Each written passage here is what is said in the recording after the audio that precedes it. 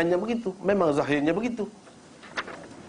Jadi apabila kita tahu hakikatnya, kita tidak menjadi mangsa buat kali yang kedua. Sebab Nabi SAW ada bersabda, itu hadis itu, la yuldagul mu'min min juhrin wahid marratain. Orang mukmin tidak disengat dua kali di lubang yang sama. Padas sekali lah. Padas sekali. Bila kita kena ni, sudahlah. Begitu.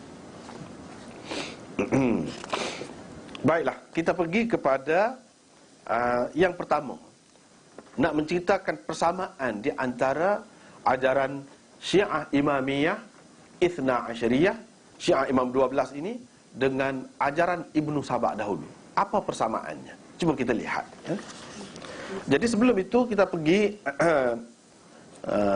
nak tahu dulu ni, yang kita nak bincang ni ialah Syiah Imam 12. Kenapa dipanggil Syiah Imam 12 atau Ithna Asyariyah?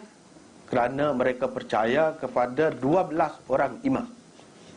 12 orang imam ini dilantik oleh Allah mengikut mereka berdasarkan nas. Bukan dilantik oleh orang, oleh manusia, tidak, tetapi berdasarkan nas. Nas itu ada dalam hadis, kata mereka. Bahkan sebahagian mereka mengatakan ada di dalam Quran, tapi telah dibuang oleh sahabat.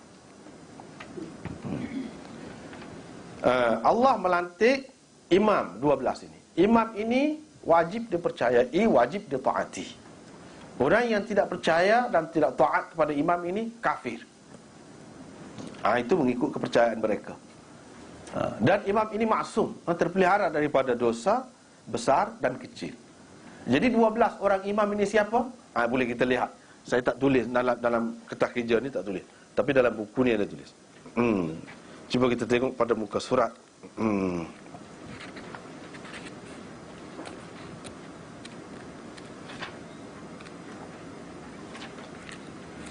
Surat berapa ni? Ni muka surat 2, muka surat 2. Yang dipercayai imam ni oleh mereka 12 itu, yang pertama Ali bin Abi Talib, wafatnya pada tahun 40 Hijrah. Yang kedua Hasan bin Ali, pada tahun 50 Hijrah. Yang ketiga Husain bin Ali, wafat pada tahun 61 Hijrah. Yang keempat Ali Zainal Abidin bin Husain, wafat pada tahun 94 Hijrah. Yang kelima Muhammad Al-Baqir bin Ali Zainal Abidin, wafat pada tahun 117 Hijrah. Yang keenam Ja'far As-Sadiq bin Muhammad Al-Baqir, wafat pada tahun 148 Hijrah. Yang ketujuh Musa Kazim bin Ja'far Sadiq, wafat pada tahun 183 Hijrah. Yang ke-8 Ali Ar-Ridha bin Musa Kazim, wafat pada tahun 202 Hijrah.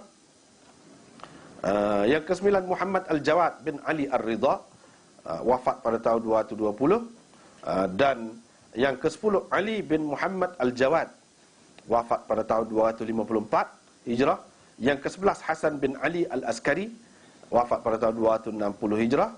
Dan yang ke-12 Muhammad bin Hasan Al-Askari Al-Mahdi. Ini yang ke-12 ni dianggap, dipercayai sebagai Imam Mahdi. Dia ni tidak dipercayai mati, belum wafat. Sebab itu saya tulis di sini ghaib, pada tahun 260 Hijrah. Dia telah ghaib pada tahun 260 Hijrah. Itu secara ringkas dulu tentang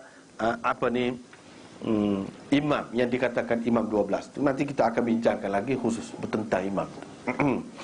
Terlebih dahulu kita nak tengok di sini persamaan. Sebab itu dia cuba menafikan Ibnu Saba. Dia takut orang kaitkan ajaran Syiah ini dengan ajaran Ibnu Saba. Kalau begitu ajaran musuh Islam. Itu yang dia takut. Tetapi hakikatnya tak ada guna nafi. Sebab apa? Kalau kita tengok dalam ajaran Syiah yang ada sekarang ini dengan ajaran Ibnu Saba, tak ada beza. Tak ada beza. Umpamanya yang pertama ni, cuba kita tengok bahayanya kepada Syiah, kepada akidah. Yang pertama ni, poin 12. Poin 1, akidah syirik dengan Allah. Syirik dengan Allah. Ini akidah penting ni.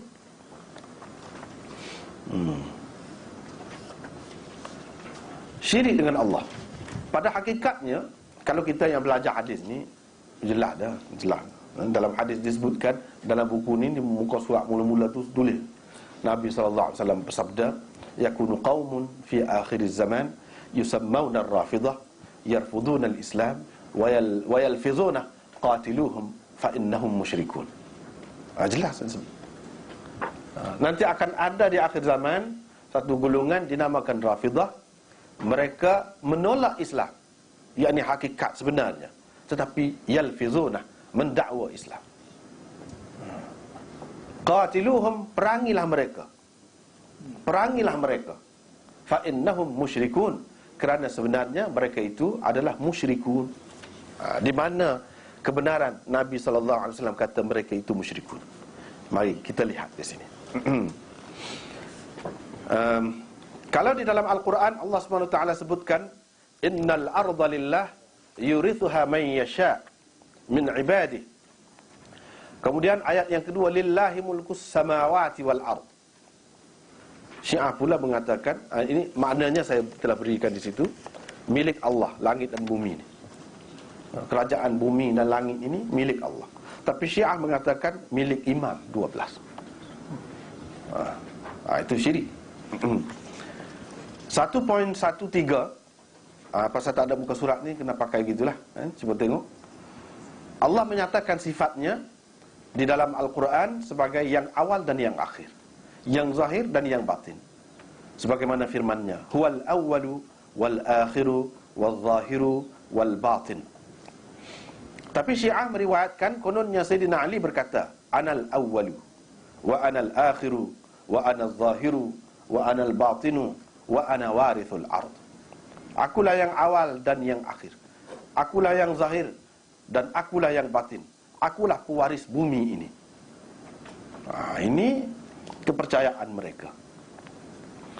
Kemudian kalau dalam tafsir Syiah disebutkan ketika mentafsirkan ayat kullu syai'in halikun illa wajhah, segala sesuatu akan binasa kecuali wajahnya, yakni Allah, kecuali Allah yang tidak binasa.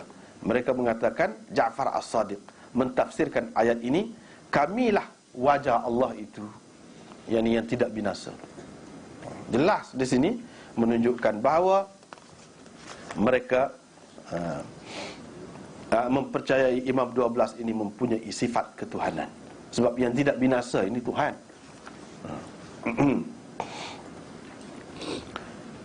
Kemudian imam-imam boleh menghalalkan apa yang diharamkan, boleh mengharamkan apa yang telah dihalalkan. Itu cukup banyak sekali di dalam kitab-kitab Syiah sebenarnya.